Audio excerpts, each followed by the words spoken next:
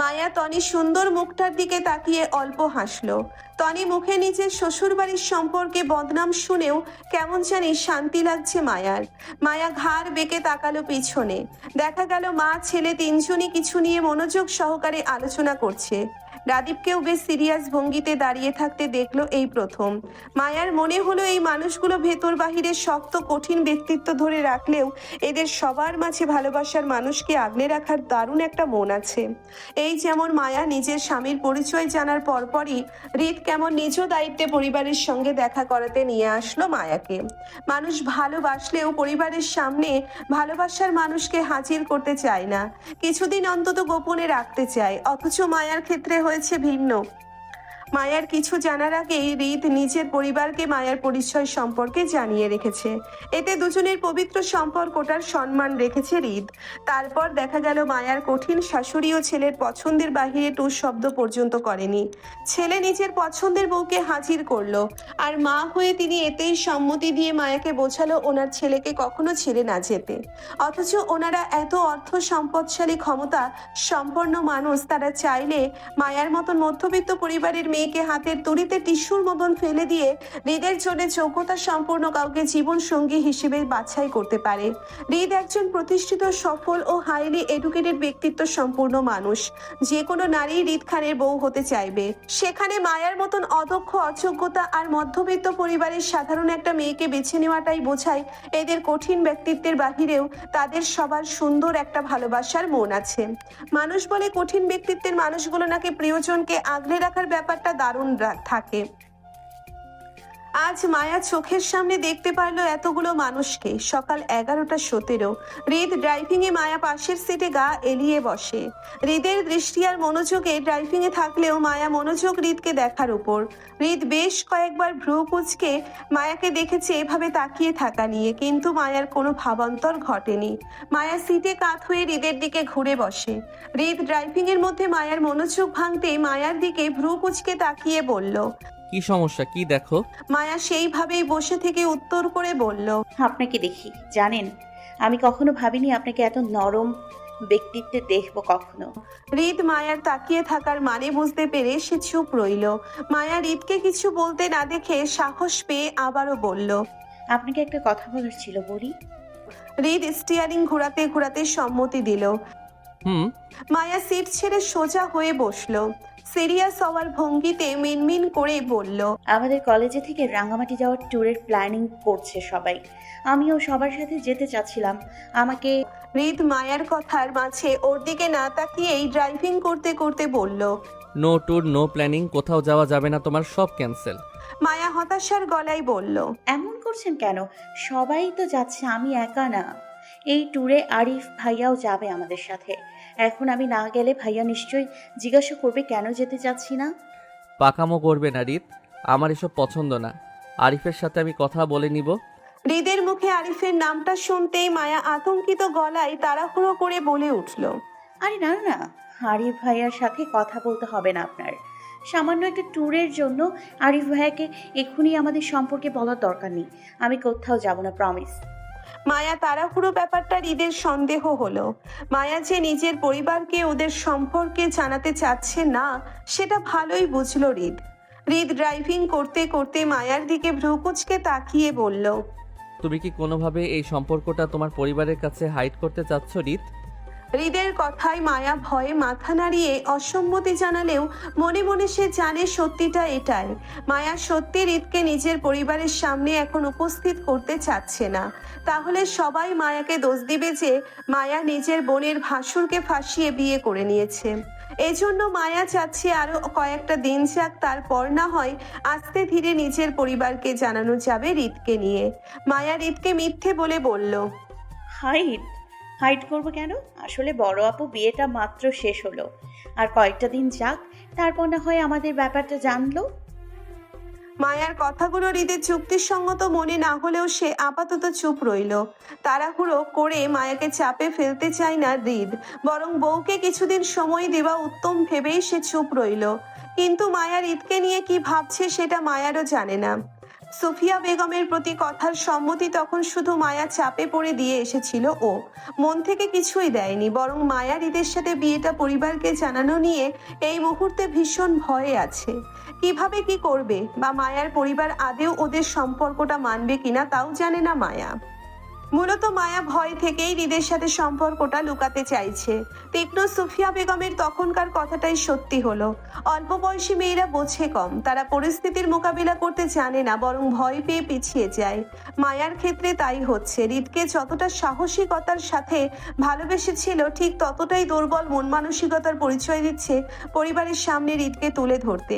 মায়ার এই দুর্বল মন মানসিকতার জন্য ভবিষ্যতে কতটা প্রভাব ফেলবে হৃদ মায়ার সম্পর্কে তাও ধারণা নেই মায়ার। তবে খুবই ভয়ঙ্কর কিছুই মুখোমুখি হতে হবে মায়া দুর্বল মানসিকতার জন্য। বসার ঘরে বিশাল বৈঠক, পাত্রপাত্রী দেখা দেখির পাট চুকিয়ে উপস্থিত মেহমানের খাওয়া দাওয়া পূর্ব ইতিমধ্যেই শেষ করে আলোচনা বসলো দুই পরিবার। উপস্থিত সদস্যদের গমগমে পরিবেশে মায়া অবস্থা দেখার মতন। লম্বা ঘোমটায় লাল শাড়ি পরিহিত মায়া থমথমে আর হৃদয় ভাঙনে সিটিয়ে বসে। ঘোমটার আড়ালে থেমে থেমে নাক টানার শব্দ আসছে, হয়তো কান্না আটকে রাখার চেষ্টায় নাক টানছে। তবে কিছুক্ষণ পরপর হাতের টিস্যুটা চোখে লাগাতেও দেখা যাচ্ছে। মায়াকে ঘিরে বসার ঘরে চেয়ারম্যান পরিবারের সবাই রয়েছে। চেয়ারম্যান সাহেবের দুই ভাই দুই বোন, ওনাদের ছেলে মেয়ে, ছেলের বউ, তাদের বাচ্চা কাচ্চা, আবার চেয়ারম্যান সাহেবের নিজের 3 মেয়ে, তাদের জামাতা নাতি নাতনি, সব মিলিয়ে প্রায় 20-এর ঊর্ধ্বে সদস্য উপস্থিত মায়াকে পাত্রী হিসেবে দেখতে। মুক্তা ফাহাদের বিয়েটা শেষ হয়েছে আজ প্রায় 5 দিন হলো। ফ্রি যাত্রীতে মুক্তা ফাহাদকে নিয়ে নিজ বাড়িতে এসে চলে গেল আজ 2 দিন হলো। সে এখন নিজের শ্বশুর বাড়িতেই আছে ফাহাদের সাথে। আজ মায়াকে দেখতে আসার ব্যাপারটাও হুট করেই ছিল। মায়ার পরিবার যদিও এর জন্য প্রস্তুত ছিল না, তবে ওনারা জানতো মুক্তার বিয়ের পরপরই মায়ার বিয়ের আলোচনা চলবে চেয়ারম্যান সাহেবের ছেলের সাথে। পূর্ব কথা অনুযায়ী মুক্তা বিয়ের সপ্তাহখানিক পরই মায়ার বিয়েটা পারিবারিকভাবে হবার কথা ছিল। সবকিছু ঠিকঠাকও ছিল, কিন্তু হুট করে নাদিমের স্কলারশিপের কাগজপত্রে কমপ্লিকেশন দেখা দেওয়ায় সে ঢাকা থেকে বাড়িতে আসছে না টেনশনে, বরং দৌড়াদৌড়ি করে কাগজপত্রের ঝামেলা মিটিয়ে নিচ্ছে। সেই জন্য নাদিম মায়াকে দেখতে আজ ওর পরিবারের সাথে উপস্থিত হতে পারেনি, বরং এম্বাসিতে বসে ভিডিও কলে জয়েন হয়েছে নিজের এঙ্গেজমেন্টের রিং বদলে। এই আলোচনায় যতদিন পর্যন্ত নাদিমের ভিসার প্রসেসিংয়ে ঝামেলা শেষ না হচ্ছে, ততদিন পর্যন্ত আপাতত মায়া নাদিমের বিয়েটা পিছিয়ে যাবে। নাদিমের কাগজের ঝামেলাটা মিটিয়ে গেলেই পারিবারিকভাবে দুজনের বিয়েটা দেওয়া হবে। তবে আজ দুই পরিবারের সম্মতিতে নাদিমের সাথে মায়ার পারিবারিকভাবে আংটি বদল হয়ে থাকবে। আলোচনা অনুযায়ী তাই হলো। মায়ার বিয়েটা সৌভাগ্যক্রমে পিছিয়ে গেলেও নাদিমের বাবা চেয়ারম্যান সাহেব তিনি নিজের হাতে মায়াকে গোল্ডের মধ্যে চকচকে একটা ডায়মন্ডের রিং পরিয়ে দিলেন। মায়া হাতে রিং পরানোর সময় মায়া কান্না আটকাতে না পেরে ফুপিয়ে কেঁদে উঠল কষ্টে। এতে চেয়ারম্যান সাহেব সহ উপস্থিত সবাই মনে করলো মায়া ছোট মানুষ বলে ইমোশনের ভয়ে কান্না করছে। চেয়ারম্যান সাহেব অল্প হেসে মায়াকে আশ্বস্ত করে একটা ভরসার হাত মায়ার মাথায় বুলিয়ে দেয় কান্না না করতে। নাদিমের সপরিবারেও মায়াকে সাদরে গ্রহণ করে ভরসা দেয় কান্না না করতে। সবার এত এত আন্তরিকতায় মায়া আরো ফুপিয়ে ওঠে অপরাধ বোধে। মায়া এই বিয়েটার সম্পর্কে কিছুই জানতো না। হুট করে আজ সকালে জানতে পারলো মায়ার বিয়ে, তাও চেয়ারম্যানের ছোট ছেলে নাদিমের সঙ্গে। এটা নাকি আগে ঠিক করা ছিল নাকি? কই, মায়া তো এই সম্পর্কে বিন্দুমাত্র জানতো না। কিন্তু যখন মায়া এই সম্পর্কে জানতে পারে, তখন ঘোর আপত্তি জানিয়েছিল এই বিয়েটা করবে না বলে। কিন্তু কেউ মায়ার কথা বিশেষ একটা গুরুত্ব বা পাত্তা দেয়নি, কারণ বিয়েটা পূর্ব থেকে ঠিক করা ছিল বলে। তাছাড়া মায়ার কথা গুরুত্ব দেওয়ার মতন কেউ মায়াকে তেমন সিরিয়াস নেয়নি। মোট কথা, মায়া পরিস্থিতির এমন একটা ফ্যাসাদে পড়েছে যে এই মুহূর্তে নিজের পরিবার বা হৃদকে বলতে পারছে না একে অপরের সম্পর্কের কথা। মায়া বিবাহিত, সেটা কখনোই মায়া নিজের পরিবারকে বলতে পারবে না। তার কারণ মায়া বড় বোন। মুক্তা বিয়েটা মাত্র হলো ওই বাড়ির ছেলের সাথে। এখন যদি মায়া নিজের বিয়ের বিষয়টা জানাজানি করে, তাহলে মুক্তার শ্বশুর বাড়িতে মায়াকে নিয়ে অশান্তি হতে পারে। এমনিই সেদিন মায়াকে হৃদ ফাহাদের বাসায় ড্রপ করার সময় সেটা ওই বাড়ির কেউ সেটা ভালো চোখে দেখেনি। এই বিষয়টা মায়া বেশ বুঝতে পেরেছিল ফাহাদের মার মনোভাবে। যদিও আসিফ সবাইকে আগেই বলে রেখেছিল হৃদের মা সোফিয়া বেগম মায়াকে দেখতে চেয়েছিল, সেজন্য আসিফ মায়াকে পরদিন সকালে সবার ঘুম থেকে ওঠার আগে নিয়ে গিয়েছিল সোফিয়া বেগমের সাথে দেখা করাতে। কিন্তু তারপরও ওই পরিবারের অনেকেই মায়ের উপর অসন্তুষ্ট ছিল মায়াকে হৃদের সঙ্গে গাড়ি করে ফিরতে দেখে। জোর মুখে অনেক প্রশ্নও তুলেছিল হৃদের মা, সোফিয়া বেগমের মতন শক্ত মানুষ কেন মায়াকে দেখতে চাইবে, এর কি কারণ হতে পারে। সবার মতে সোফিয়া বেগম তো ফাহাদের শালীকে চেনার কথা না। যেখানে তিনি ফাহাদের বউকেই চেনেন না, সেখানে আসিফকে বলে মায়াকে নিয়ে যাওয়ার বিষয়টি ছিল সবার দৃষ্টি কটুর কারণ। হেনা খান অবশ্য মায়াকে কৌতূহল নিয়ে বেশ স্বাভাবিকভাবেই এই নিয়ে প্রশ্ন করেছিল। সোফিয়া বেগম মায়াকে ডেকে নিয়ে কি বলেছিল সেটা জানতে চেয়েছিলেন। মায়া তখন উত্তরে তেমন কিছুই বলেনি, শুধু বলেছিল মায়াকে সকালে নাস্তাতে দাওয়াত দিয়েছিল তিনি, ব্যাস এতটুকুই।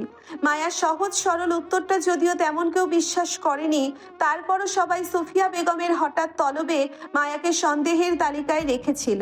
ওই বাড়ি থেকে মায়ারা ফিরে এসেছে আজ গোটা 6 দিন হলো। এখন যদি মায়া কোনোভাবে হৃদের সাথে মায়ার বিয়ের কথাটা কোনোভাবে প্রকাশ করে, তাহলে এই মুহূর্তে তাণ্ডবের ঝড় বয়ে যাবে মায়ার উপর দিয়ে। আবার এই বিয়েটা নিয়ে যদি মায়া কখনো হৃদকেও কিছু বলতে চায়, তাহলেও একই তাণ্ডবের ঝড় দ্বিগুণ হবে মায়ার উপর। মায়া পরিবার কিছু দয়া মায়া দেখালেও হৃদ নিশ্চয়ই মায়াকে আস্ত রাখবে না। কেন সে সেজেগুজে অন্যের নামে রিং পড়লো তার বউ হয়ে? মায়া অনেক রিকোয়েস্ট করে হৃদ থেকে সময় চেয়েছিল নিজের জন্য। এখন সেই হৃদের অগোচরে মায়া অন্যের পাত্রী হয়ে আংটি পর্যন্ত পরে নিয়েছে, এটা শুনলে অবশ্যই মায়াকে আস্ত রাখার কথা না। এই লোক এমনিই যে ভয়ঙ্কর, তারপর মায়া এঙ্গেজমেন্টের কথাটা শুনলে কি হবে সেই ভয়েও মায়া জড়সড়। ভয় আর ভীষণ অপরাধ বোধে ঠোঁট কামড়িয়ে কান্না আটকাতে চেয়ে আস্তে আস্তে ফুপাতে লাগলো মায়া। নাদিমের বড় বোন শেহনাজ নিজের হাতের ফোনটা মায়ার হাতে ধরিয়ে দিল। ভিডিও কলে নাদিমকে দেখা যাচ্ছে ক্লান্তিতে বসে, গলার টাইটা ঢিলে করে ফোনের দিকে তাকিয়ে। নাদিম দেখতে সুন্দর পুরুষ বটে, পাত্র হিসেবে চমৎকার, খারাপ নয়, তবে মায়ার দিকটা ভিন্ন।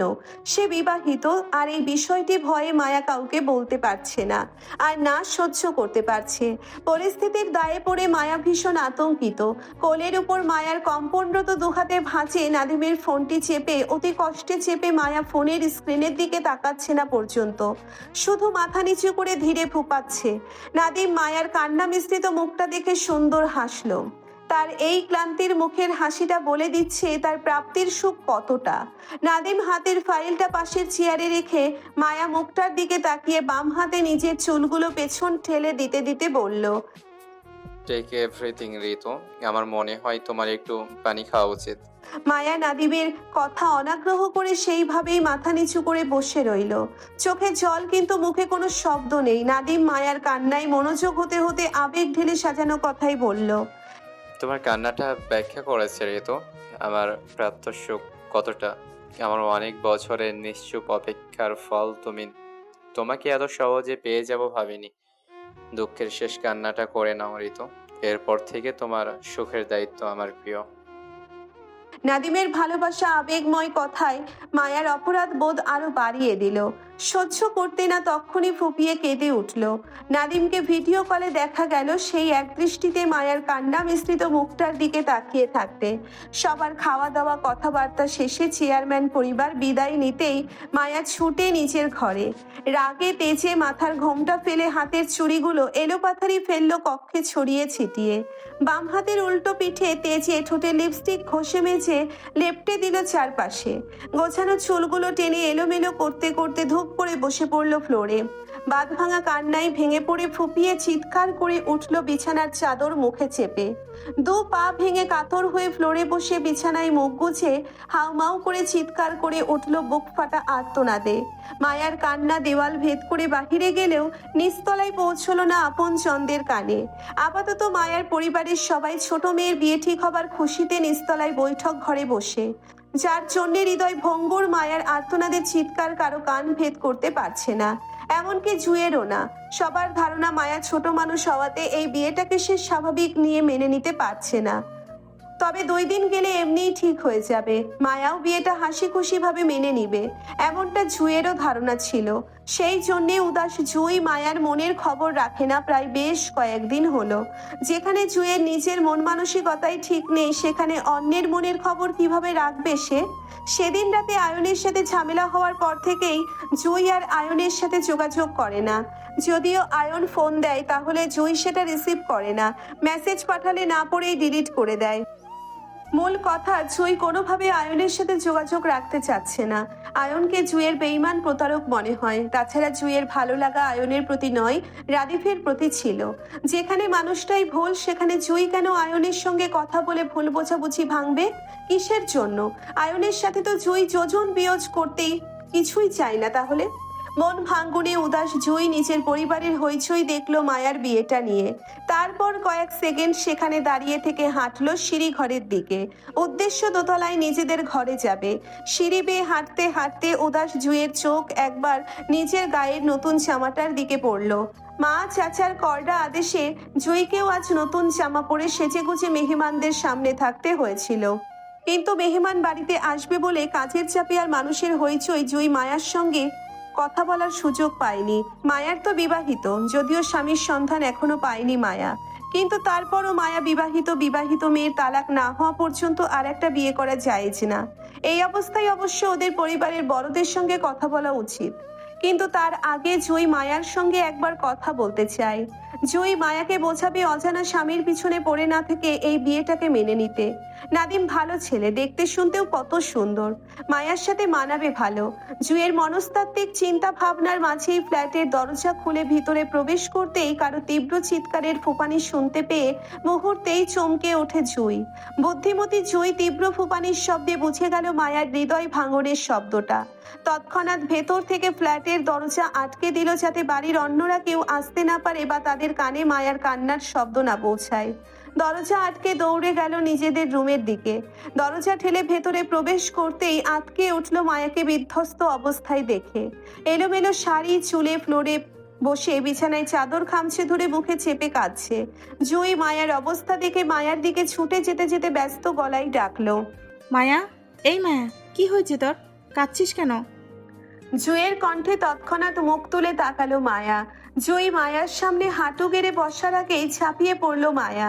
আকস্মিক ঘটনায় জুঁই তাল সামলাতে না পেরে মায়াকে নিয়ে পড়ে গেল ফ্লোরে। জুঁইয়ের পিঠ ঠেকলো খাটের কোনায়, কিন্তু তারপরও জুঁই এক হাতে মায়ার পিঠ আঁকড়ে অন্য হাত ফ্লোরে রাখলো নিজের শরীরে ব্যালেন্স বজায় রাখতে। মায়া জুঁইকে দুহাতে চাপটে জড়িয়ে ধরে হাউমাউ চিৎকার করতে করতে বলল, জুঁই, আমি ভুল করেছি। আমি ওনার সাথে বেইমানি করতে চাইনি, তারপরেও করে ফেললাম। উনি আমাকে কখনো ক্ষমা করবে না। জুঁই, আমি কি করব? জুঁই, আমি কি করব? মায়ার হাউমাউ চিৎকারে ভয় পেয়ে যায় জুঁই। মায়া চিৎকারের শব্দ নিশ্চয়ই নিচে বসার ঘর অবধি চলে যেতে পারে। ভয়ার্থ জুঁই তৎক্ষণাৎ মায়াকে নিজের বুক থেকে উঠিয়ে মায়ার মুখটা এক হাতে আঁকড়ে ধরে তাড়াহুড়োয় আশ্বস্ত দিতে দিতে বলল, ইস, এভাবে চিৎকার করিস না মায়ু। বাড়িতে অনেক লোকজন আছে, কেউ শুনলে আস্ত রাখবে না আমাদের। কান্না থামা বোন, কি হয়েছে বল আমাকে। এইভাবে কাঁদছিস কেন তুই? কার সাথে বেইমানি করেছিস? কি হয়েছে? জুঁইয়ের কথায় সত্যি সত্যি মায়ের কান্নার আওয়াজ কিছুটা কমে আসলো। তবে কান্নার বেগ কমেনি, বরং একইভাবে হেঁচকি তুলে কাঁদতে কাঁদতে মায়া বলল, জুঁই, আমি সত্যি বুঝিনি পরিস্থিতি এমন হয়ে যাবে। হুট করে আমার বিয়ে ঠিক হয়ে যাবে। আমি তো ওনার কাছে সময় চেয়েছিলাম সব কিছুর জন্য। এখন আমি কি করব জুঁই? কিভাবে সবটা সামলাবো? উনি আমাকে বিশ্বাস করবে না জুঁই, বলবে আমি প্রতারণা করেছি। মায়ার কোনো কথার অর্থ বোধগম্য হলো না জুঁইয়ের। মূলত জুঁই বুঝতেই পারছে মায়া কার জন্য কিসের সময় চেয়েছিল। জুঁই বলল, কার সাথে কথা বলছিস তুই? কিসের প্রতারণা হবে? আমি ওনার কথা বলছি। উনি কে আবার? মায়া বউ হয়ে হৃদের নামটা সরাসরি নিতে চাইছে না বলে জুঁইকে বোঝানোর জন্য ঘুরিয়ে পেঁচিয়ে বলল, আপুর ভাসুর। কোন আপুর? ভাসুরের কথা বলছিস তুই? মুক্তা আপুর। মায়ার কথায় কপাল কুঁচকে আসে জুঁইয়ের। ওর জানা মতে ফাহাদের নিজের কোনো বড় ভাই নেই, সে নিজেই বাড়ির বড় ছেলে। তাহলে মায়া ফাহাদের কোনো ভাইয়ের কথা বলছে? জুঁই পুনরায় জানতে চেয়ে একইভাবে বলল, তুই কার কথা বলছিস? একটু খুলে বলবি মায়ু? হৃদয় ভাঙ্গুর মায়া এটা মাথায় নেই যে সে নিখোঁজ স্বামী হৃদকে খুঁজে পাওয়ার বিষয়টা এখনো পর্যন্ত জুইকে বলা হয়নি। তাই স্বাভাবিকের ন্যায় জুই এখনো পর্যন্ত জানে না মায়ার নিখোঁজ স্বামীকে খুঁজে পাওয়ার বিষয়টি। সেই জন্য জুইয়ের পরপর প্রশ্নগুলো খুবই ধারাবাহিকভাবেই আসছিল। যেহেতু সে অক্ষত মায়ার নিখোঁজ স্বামীকে খুঁজে পাওয়া নিয়ে, তাই মায়ার উনি সম্পর্কের প্রশ্নগুলোও স্বাভাবিকের ন্যায় ছিল জুইয়ের পক্ষ থেকে। কিন্তু মায়ার জুইয়ের পরপর প্রশ্নগুলো অহেতুক মনে হওয়ায় অনেকটা বিরক্ত হয়েই জুইকে ঠেলে দূরে সরিয়ে দিতে দিতে বলল, তুই যা তো জুই, আমার কষ্ট আর বাড়াস না, ভালো লাগছে না। মায়া জুইকে দূরে ঠেলে দিতে চাইলেও জুই মায়ার হাত ধরে থামিয়ে কাছে টেনে একইভাবে মায়াকে জড়িয়ে ধরে বুঝিয়ে বলতে চেয়ে বলল, এমন করছিস কেন জান? তুই তো আমার কলিজা। তুই আমাকে বুঝিয়ে না বললে আমি বুঝবো কিভাবে তুই কার কথা বলছিস? বল আমায়। জুইয়ের কথায় মাথায় নরম হলো, কাঁদতে কাঁদতে বলল। আপুর ভাসুর হৃদ খানের কথা বলছি আমি। মায়ার কথা শেষ হতে হতে তৎক্ষণাৎ পরবর্তী প্রশ্ন আসলো জুইয়ের হতে স্বাভাবিকের ন্যায়। আপুর ভাসুর হৃদ খানের সাথে তোর কি সম্পর্ক বোন? তুই ওনার কথা কেন বলছিস? কি করেছে উনি? আবারও বাজে ব্যবহার করেছে তোর সাথে, এজন্য কাঁদছিস? জুইয়ের পরপর প্রশ্নে মায়ার মনে পড়ল মায়া ওর নিখোঁজ স্বামীকে খুঁজে পাওয়ার বিষয়টা এখনো জুইকে জানানো হয়নি। একদিকে মায়ার মন ভালো নেই, কত ঝড়ঝাপটা যাচ্ছে ওর উপর দিয়ে। এই পরিস্থিতিতে মায়ার মোটেও ইচ্ছে করছে না জুইকে সবকিছু খুলে বলতে, কিন্তু এই মুহূর্তে জুইকে কিছু না বললে মায়া সমাধান পাবে না। সেই জন্য মায়ার ঈদকে খুঁজে পাওয়ার বিষয়টি সংক্ষিপ্তে জানিয়ে বলল, আমার যার সাথে বিয়ে হয়েছিল সে হৃদ খান ছিল জুই, মানে আমার নিখোঁজ স্বামী ওই লোকটা হৃদ খান ছিল। মায়ার কথায় আকাশ সমান শক্ত হলো জুই। অতি শব্দে বোবা বনে জুই মায়ার দিকে ফ্যালফ্যাল করে তাকিয়ে রইল কয়েক পলক। জুইয়ের মস্তিষ্ক মায়ার কথাটা টনক নড়তেই জুই সংশিত গলায় মায়াকে শুধিয়ে আবারও জানতে চেয়ে বলল, মানে কে তোর স্বামী? হৃদ খান। আতঙ্কিত জুই হতভম্ব হয়ে তাড়াহুড়োই মায়াকে পুনরায় শুধিয়ে জানতে চাইল। হৃদ খান? মানে খান বাড়ির বড় ছেলে হৃদ খান? ফাহাদ জিজুর কাজিন বড় ভাই হৃদ খানের কথা বলছিস তুই? জুয়ের হতভম্ব মুখটার দিকে তাকিয়ে মায়া মাথা কাত করে সম্মতি দিল, যার অর্থ হ্যাঁ, এই হৃদখানি। মায়ার সম্মতি পেতেই জুই তবদা খেয়ে বসলো। এই লোকের সাথে তোর বিয়ে হয়েছিল জান? মায়া আবারও ঘাড় কাত করে সম্মতি দেয় জুইকে। জুই একই ভঙ্গিতে আবারও বলল, জান, তুই জানলি কিভাবে হৃদ খান তোর নিখোঁজ স্বামী হয়? হৃদ খান নিজে বলেছে তোকে? মায়া মাথা নাড়িয়ে সম্মতি জানাতে জানাতে বলল, উনি বলেনি, আমি নিজে নিজে জেনেছি আপুর গায়ে হলুদের রাতে, যেদিন আমরা ফাহাদ ভাইয়ার বাড়িতে গিয়েছিলাম হলুদ নিয়ে, সেদিন আমি বুঝতে পারি হৃদ খানই ওই লোকটা ছিল। সংক্ষিপ্ত মায়া জুইকে অল্প স্বল্প বিস্তারিত বলে ফেললো হৃদকে খুঁজে পাওয়ার বিষয়টি নিয়ে। সব শুনে জুই তবদা খেয়ে বসে রইল। এবার মায়ার মতো জুইয়েরও মনে হচ্ছে হৃদ পূর্ব থেকেই মায়ার সম্পর্কে জানতো, আর সবকিছু জেনে শুনেই সে মায়াকে এতদিন নাকে দড়ি দিয়ে তার চারপাশে ঘুরাতো। কিন্তু এখন বড় কথা হলো, মায়া নিজেকে স্বামীকে চেনার চেয়ে বড় বিপদ হলো হৃদ খান মায়ার স্বামী হয় সেটা। সেদিন মায়া সোফিয়া বেগমের তাকে ওনার বাসায় নিয়ে গিয়েছিল, এই বিষয়টা ফাহাদের বাসায় কেউ পছন্দ করেনি। এমনকি এটা নিয়ে মায়ের অগোচরে কথাও হয়েছিল বেশ। বড় বোন হিসেবে মুক্তাকেও এই নিয়ে টুকটাক বেশ কিছু কথা শুনতে হয়েছিল ওই বাড়ির আত্মীয়দের থেকে। এখন যদি সবাই জানাজানি হয় মায়া হৃদের সম্পর্কে কথা, তাহলে সবচেয়ে বেশি এফেক্ট পড়বে মুক্তা ফাহাদের সম্পর্কের উপর। মায়ার জন্য মুক্তার বিয়েটা ভাঙতে বসে তাহলে? জুই সেসব কথা ভেবেই আতঙ্কে মায়াকে প্রশ্ন করে বলল, এজন্য সেদিন হৃদ খানের মা তোকে ডেকে পাঠিয়েছিলেন দেখা করতে? উনি জানেন তোদের সম্পর্কের কথা? মায়া ঘাড় কাত করে সম্মতি দিতে দিতে নাক টেনে বলল, হুম উনি মেনে নিয়েছেন তোকে? হুম। এত সহজে মেনে নিল? ঝামেলা করেনি? না। মায়ার কথায় জুই টেনশনে চিন্তিত গলায় বলল, মায়া, আমার অনেক টেনশন হচ্ছে সব কিছু নিয়ে। তোর সামান্য হৃদ ভাইয়ের আম্মুর সাথে দেখা করাটা নিয়ে এই বাড়ির সবাই কেমন বাঁকা চোখে দেখলো তোকে। তারপর মুক্তা আপুকেও আকার ইঙ্গিতে অনেক কথা শুনতে হয়েছিল তোকে নিয়ে। তোকে খোলামেলা একা কোথাও না ছাড়তে। যুগ ভালো না, হ্যান ত্যান। এখনও যদি জানাজানি হয় তোর সাথে হৃদ ভাইয়ের বৈবাহিক সম্পর্ক আছে, তাহলে কেউ সেটা ভালোভাবে মানবে না মায়া। এমনকি তোর বিয়ের জন্য সবচেয়ে বেশি সাফার মুক্তা আপুকেই করতে হবে। আমি দেখেছি মায়া, ওই বাড়ির মানুষজন সুবিধার নয়।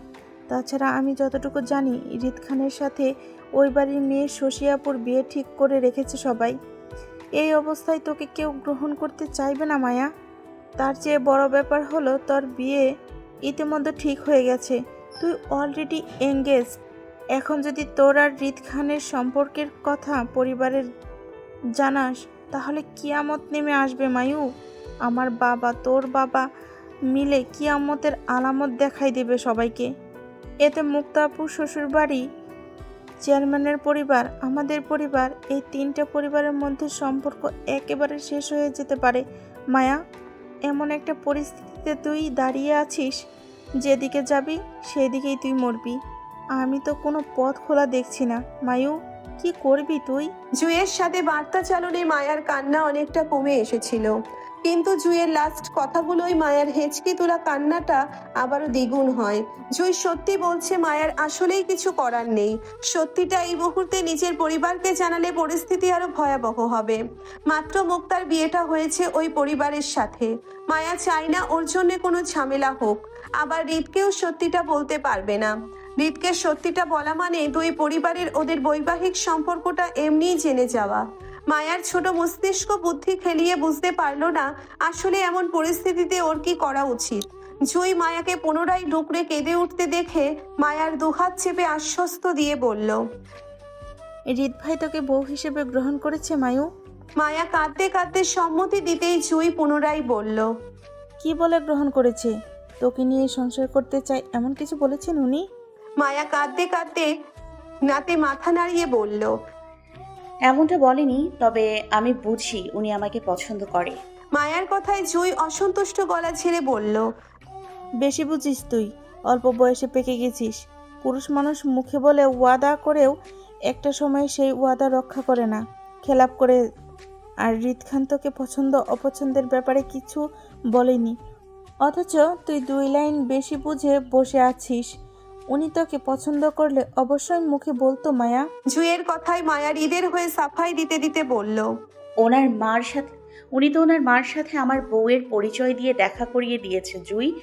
ওনার মা চাচ্ছিল আমাদের বিয়ের ব্যাপারটা আমার পরিবারের জানাতে, কিন্তু আমি ওনাদের থেকে সময় চেয়ে অন্য ছেলের সাথে এঙ্গেজ হয়ে গেছি। তাহলে বেইমানিটা তো আমিই করছি জুই, তাই না? মায়ার কথায় জুঁই আপাতত আর কিছুই ভাবতে পারল না। পরিস্থিতি এখন অনেক গরম। এই অবস্থায় কিছুতেই মায়ার বিয়ের সম্পর্কে পরিবারের জানানো যাবে না, বরং আর কয়েকদিন গেলে পরিস্থিতি বুঝে না হয় এই বিষয় নিয়ে আরিফের সাথে কথা বলবে ওরা দুজন। আপাতত ওরা দুজন এখান থেকে ভালোই ভালোই চট্টগ্রাম পৌঁছতে পারলেই হলো। তখন না হয় বুঝে শুনে সবাইকে জানানো যাবে এই বিষয়ে। মায়াও না হয় তখন রিতকে এসব বিষয়ে বলবে।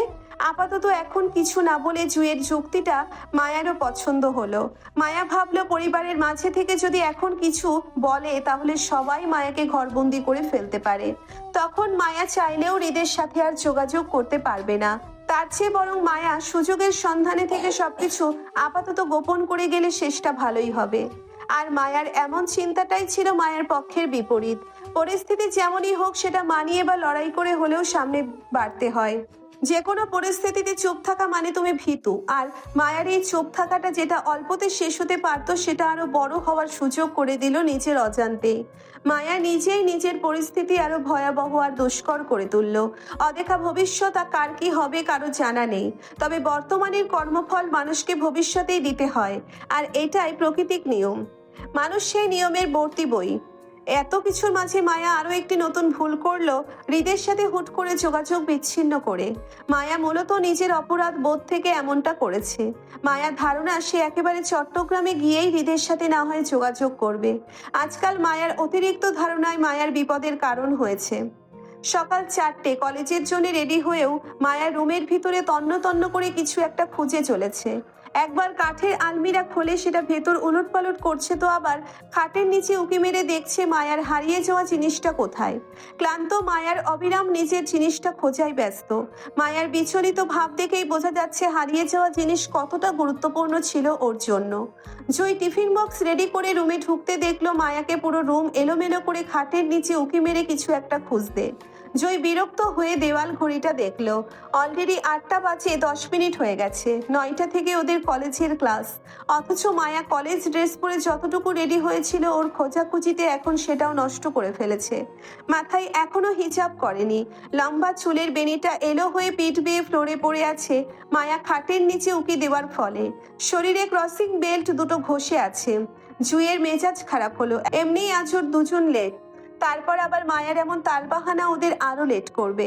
জুই এগিয়ে এসে মায়ার চুলের বেনি টেনে মায়াকে খাটের নিচে উকি মারা থেকে বের করলো। চুলে টান পড়ায় মায়ার একটা হাত অটুট নিজের ঘাড়ের চুল আঁকড়ে ধরে আহাজারি করে খাটের তলা থেকে বের হতে হতে বলল, জুই চুল ছাড়, ব্যথা পাচ্ছি আমি। খাটের নিচে কি করছিস তুই? কি খুঁজছিস? মায়া উঠে বসতে বসতে বিরক্তি নিয়ে বলল,